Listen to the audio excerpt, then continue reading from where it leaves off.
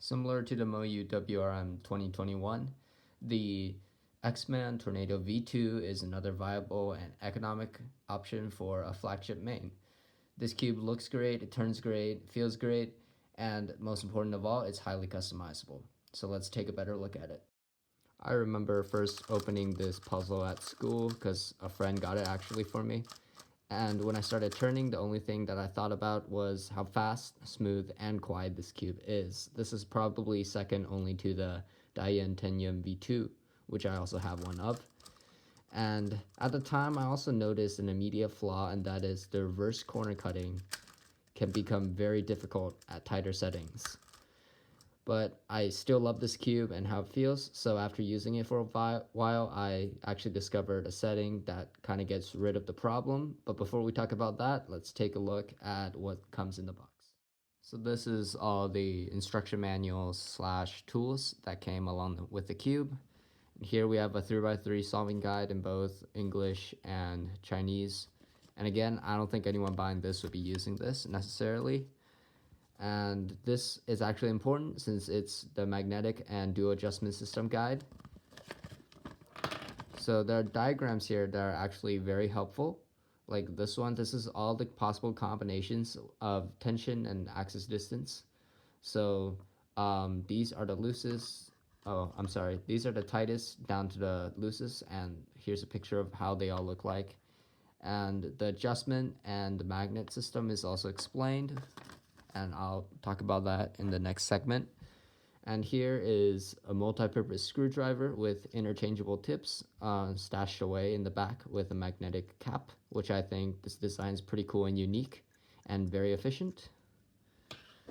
And the cube came with a hard shell case that I find a bit annoying to use because sometimes the cap has a hard time coming off. And lastly, a white leather bag that looks pretty amazing and prevents your cube from getting damaged. So the adjustment system for the Tornado V2 is really clean and efficient, which I love. And as we can see under the center cap here, there are two rings of color. Let's see if I can get the camera to focus. There. And the inner ring is the screw depth, while the outer ring is the spring tension. And the real cool part about how the system works is how these two things are adjusted with one single tool but twisting in different directions. Let's match up prongs.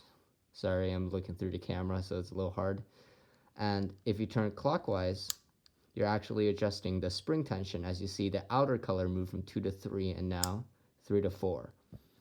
And if we actually twist counterclockwise, we'll be adjusting the screw depth. So now I am on 2. And if we turn counterclockwise, there, now I'm on 3 again. So the efficiency in this adjustment system is unseen before in other cubes, where both tools are needed for either the screw depth or the spring tension. You need different tools.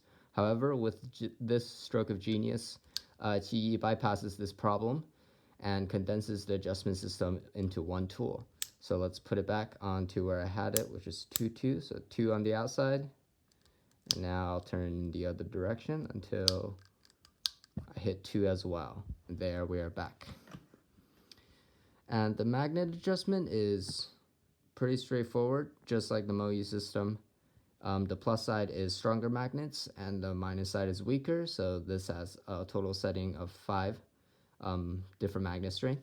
And in the core, we have 5 as well for both the screw depth and the spring tension. During this average of 5, I will be talking about a few tips and general specs of the cube that I realize I haven't mentioned yet. So this cube comes in a size of 54.5 millimeters, I believe, and that's quite a bit smaller actually than the normal size of 56. So if you are a person with larger hands, this might not be for you, but for anyone with regular to smaller hand sizes, this is perfect. It feels great in my hands, which are tiny. And as for lubing and speed goes, this cube is pretty fast, but I would generally keep it at a pretty fast level as well. I wouldn't recommend slowing it down with a lot of slow lubes, unlike the WRM, which would do better in my opinion to be a little slower. This cube is very rigid, and that's the main reason why we keep it this way, so that the speed makes up for the lockups and balances out the performance overall.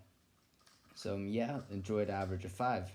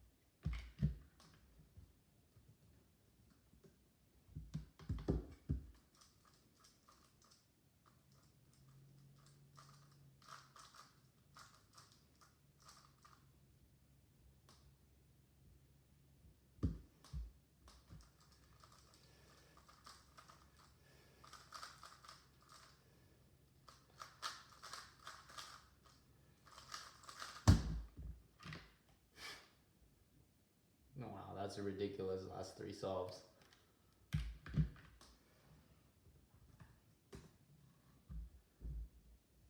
Oh, misentered it. 9, 8. So yeah, there you go, mid-10 average. So as tradition follows since the WRM video, let's do the final thoughts and conclusion from this face-to-face angle. This cube comes in at a price of $25 and its 54 millimeter size feels pretty nice for people with average to small hand sizes. And the adjustability is extremely efficient and clean, as I've mentioned before. And most importantly, it feels like a GAN. It's really high quality, it's smooth, it's fast, it's really quiet. So it's really a 25 bucks well spent. And one thing, it's just the reverse corner cutting. It's somewhat subpar compared to other flagships. And the setting I have this cube on is 2 and 2. I don't know how well that shows up. This setting I found is kind of controllable and gets rid of most the reverse corner cutting lockups. So I like that. But other than that, this cube is awesome. As you've seen in my average of 5, I got a really nice average and a crazy 3 last solves. So this is your cube to get if you want a cube that feels like a GAN and costs less than $30. So get this cube from Speedcube Shop, and I'll have everything linked in the description. Thanks, guys.